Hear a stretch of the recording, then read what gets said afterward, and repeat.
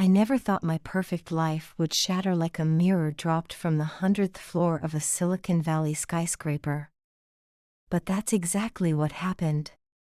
My name is Emma Harrison, and this is my story of how I destroyed everything I had for a man who turned out to be nothing but smoke and mirrors. 5 years ago, I was living the dream. I had over 2 million Instagram followers. My lifestyle blog was making 6 figures a month. And I was married to Jack Harrison, the brilliant CEO of TechVision, one of Silicon Valley's most promising startups. We were the perfect couple, at least that's what my followers thought. Every photo I posted showed us living our best life. Romantic dinners at Michelin-starred restaurants. Spontaneous weekend trips to Napa Valley. Charity galas where we mingled with tech royalty.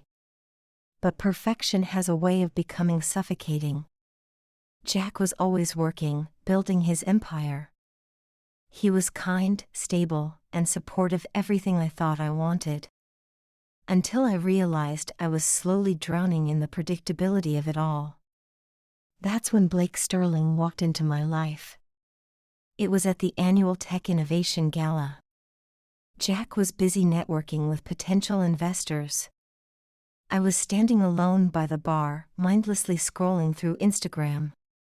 That dress deserves better company than your phone screen. His voice was like aged whiskey, smooth but with a dangerous burn.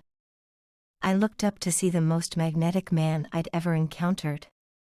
Tall, with dark features and a wolfish grin. His Tom Ford suit probably cost more than most people's cars. "Blake Sterling," he said, extending his hand. "I know who you are," I replied, trying to sound unimpressed. Everyone knew Blake Sterling, the hedge fund manager who turned millions into billions. He was Wall Street's golden boy, Silicon Valley's favorite investor. And he was looking at me like I was his next acquisition. "And you're Emma Harrison," he smiled. "The queen of Silicon Valley's social scene." "Is that what they call me?" "Among other things." We talked for hours that night. Jack was too absorbed in his meetings to notice. Blake made me feel seen in a way I hadn't in years. He listened when I talked about my dreams. Not just my influencer work, but my deeper aspirations.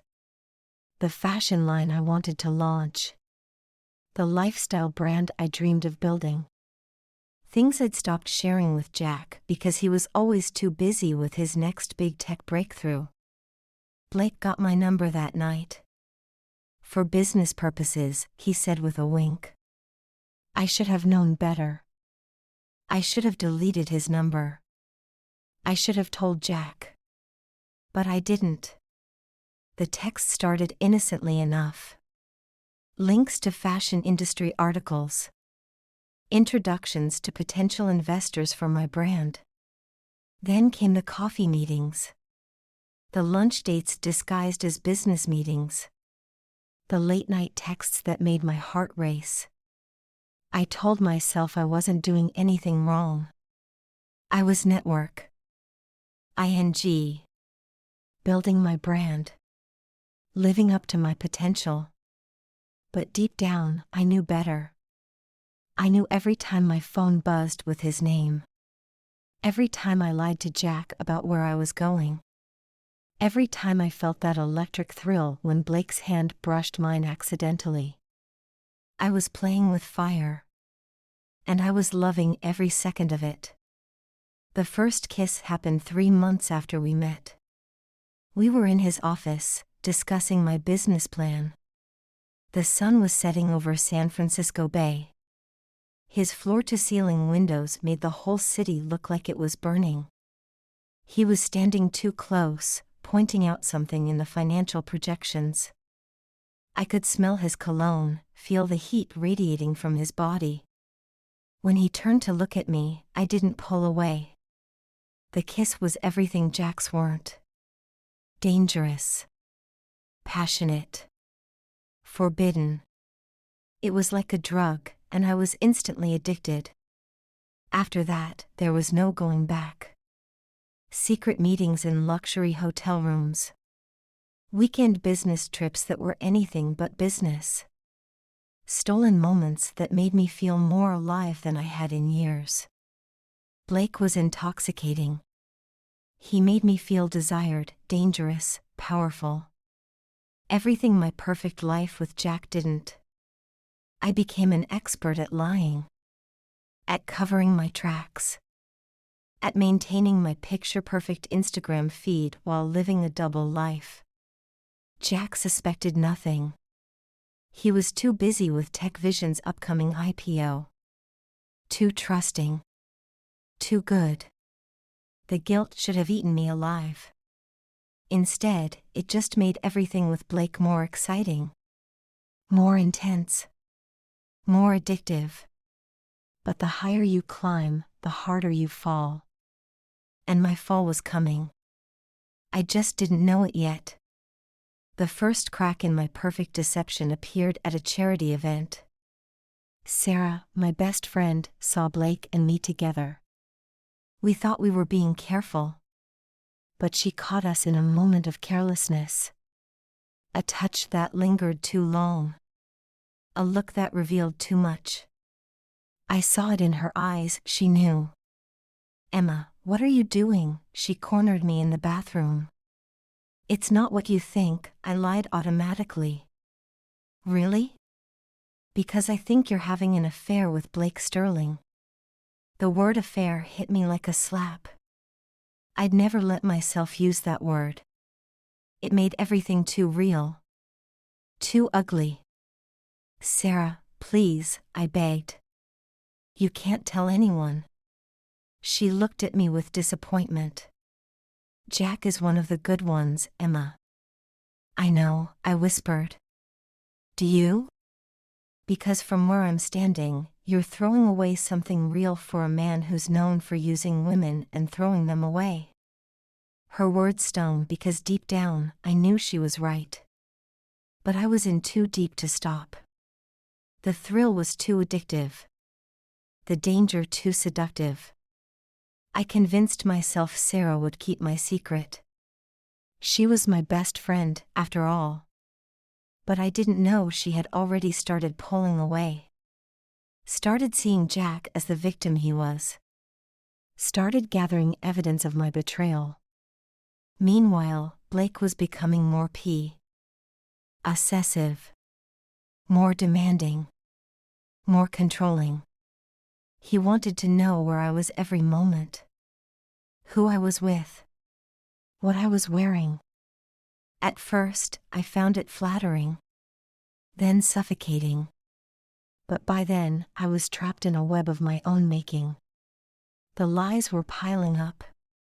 The guilt was growing heavier. And Jack was starting to notice something was wrong. I caught him looking at me sometimes. With questions in his eyes. With worry in his smile. But I had become too good at lying. At deflecting.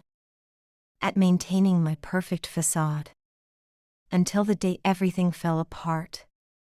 It was a normal Tuesday morning. I was getting ready for a business meeting with Blake. My phone was charging on the kitchen counter. I didn't notice Jack pick it up. Didn't see him frown at the notification that popped up. Didn't realize our shared cloud storage had betrayed me. Photos I thought were hidden. Messages I thought were deleted. All there for him to see. When I came downstairs, he was sitting at the kitchen island. My phone in his hand. His face unreadable. Going somewhere? He asked quietly. Too quietly. I felt the blood drain from my face. I have a meeting, I said automatically. With Blake? 2 words. Just 2 words. And my perfect world began to crumble. Jack, I can explain dash. Can you? He cut me off. Can you explain these? He turned my phone toward me. Photos. Messages.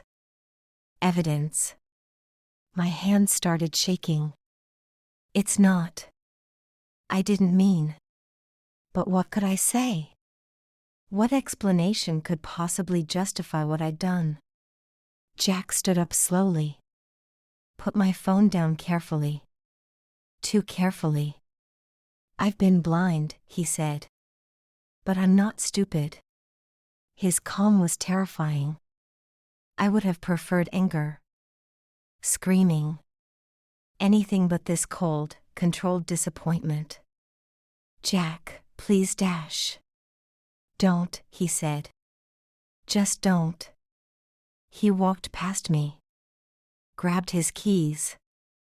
I'll be staying at Mike's. And just like that, he was gone. Leaving me alone with the wreckage of my choices. I collapsed onto the kitchen floor. My perfect life shattering around me. Not knowing that this was just the beginning. That Jack's quiet exit wasn't surrender. It was the calm before the storm. And I had no idea what was coming. No idea that my world wasn't just going to crumble. It was going to be systematically and deliberately dismantled. Piece by perfect piece. By the man I had so foolishly underestimated. The man whose quiet strength I had mistaken for weakness. The man who was about to teach me the true meaning of power. But in that moment, all I could do was sit there. Surrounded by the pieces of my shattered life. Wondering how I had let everything slip through my fingers. For a man who made me feel alive. A man who would ultimately prove to be my undoing. A man who was about to show his true colors. And take me down with him. The storm was coming. And I had nowhere to hide. I thought the worst was over when Jack left. I was wrong. So terribly. Wrong. The first sign that something was different came from my Instagram. My latest post was flooded with unfamiliar comments. Angry comments. Accusations. Someone had leaked screenshots of my conversations with Blake. Not just messages. But photos. Hotel receipts. Everything. My carefully curated image was unraveling in real time. My phone wouldn't stop buzzing. Brands I worked with were sending concerned emails. This doesn't align with our values. We need to discuss our partnership. We're terminating our contract effective immediately. I tried calling Blake. He didn't answer. I drove to his office in a panic. His secretary looked at me with cold eyes. Mr. Sterling is in meetings all day. I knew she was lying. I could see his car in the parking lot. But security wouldn't let me up. That's when I first felt it. The ground shifting beneath my feet. The power dynamic changing. I wasn't the queen of Silicon Valley anymore. I was becoming its latest scandal. When I got home, Sarah was waiting outside my house. Her face was grim. "You need to see this," she said. She showed me her phone. A video was going viral. Ashley Parker, Blake's ex-fiancée, telling her story. About his manipulation. His control. His violence. About how he targeted successful women. Destroyed them for sport. And I wasn't his first married conquest. I felt sick. "There's more," Sarah said quietly. She scrolled through news articles. The SEC was investigating Blake's hedge fund. Allegations of fraud. Of insider trading. Of using his affairs to gather corporate secrets. My hands started shaking. "Did you ever discuss Jack's company with him?" Sarah asked. I couldn't speak. Because I had. Of course I had. Blake had asked such casual questions. About TechVision's IPO plans. about their new projects. And I had answered, trying to impress him, trying to prove I was more than just a pretty face.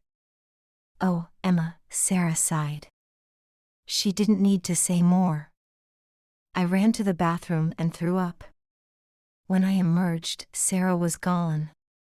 But my phone was exploding with notifications. Hashtag Emma Harrison Exposed was trending. My follower count was dropping by the thousands. Every brand deal I had was being cancelled. My empire was crumbling. And Blake was nowhere to be found. I tried calling him again.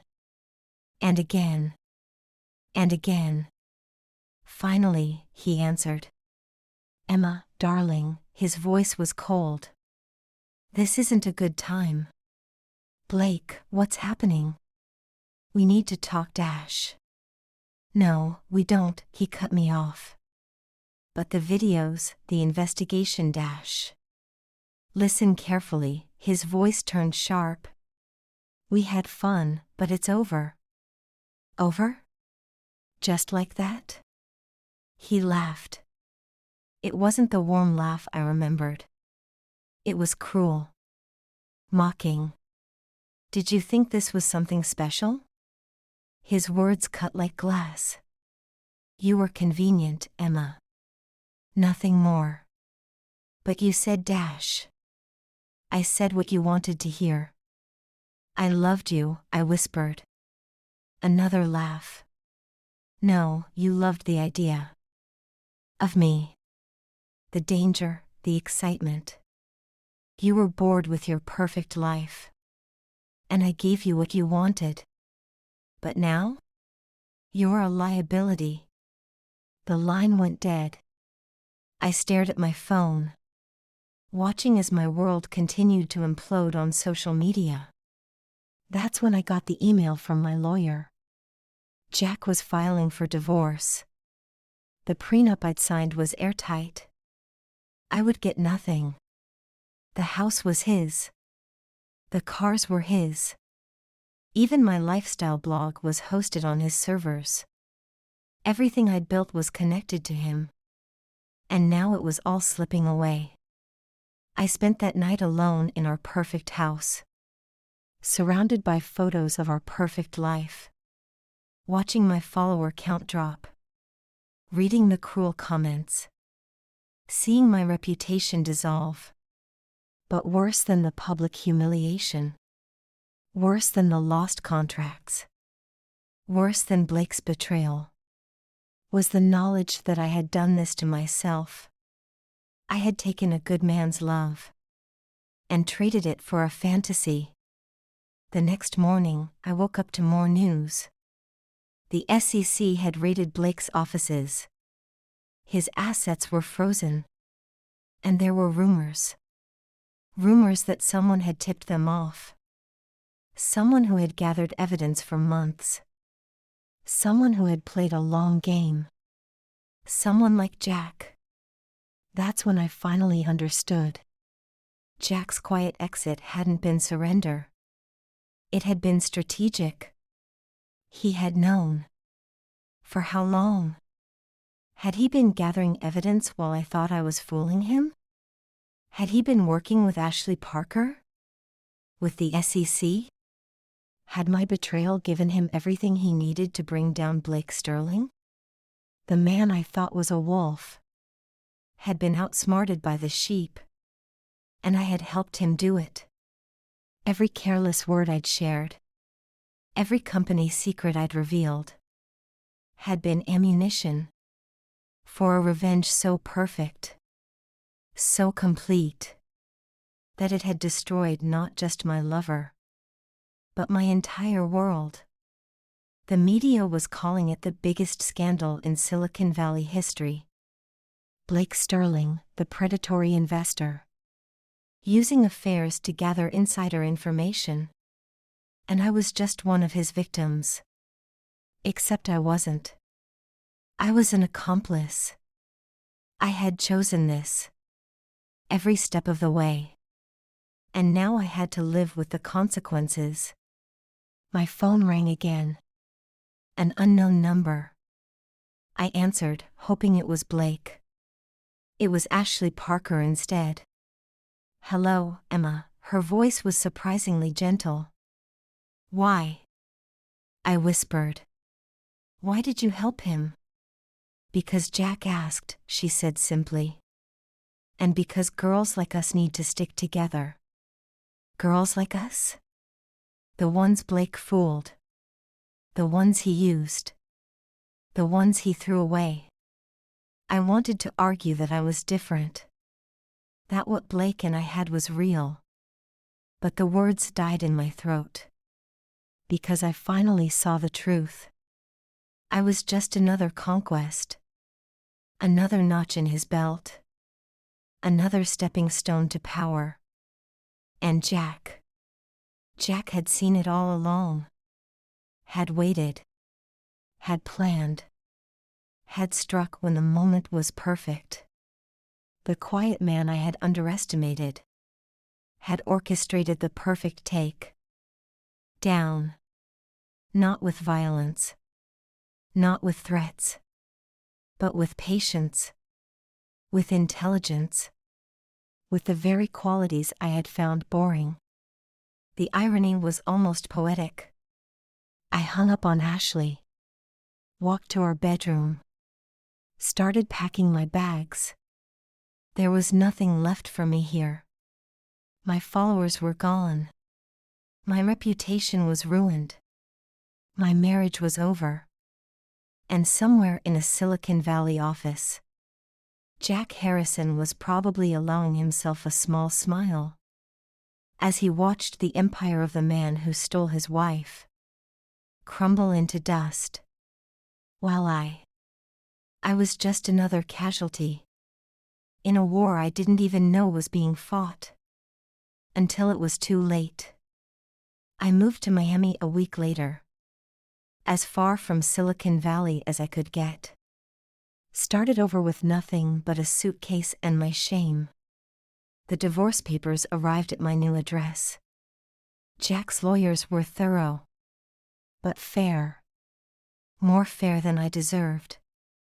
He'd left me enough to start over. A small mercy I hadn't expected. The media coverage was relentless. Blake's arrest made national headlines. Securities fraud. Market manipulation. Using insider information gained from multiple affairs. Including mine. His smirking mugshot was everywhere. The Wolf of Wall Street. Finally caught in a trap of his own making. I watched it all from my tiny Miami apartment. Watched as more women came forward. Each story eerily similar to mine. Successful women. Married women. Women he'd charmed. Used. Discarded.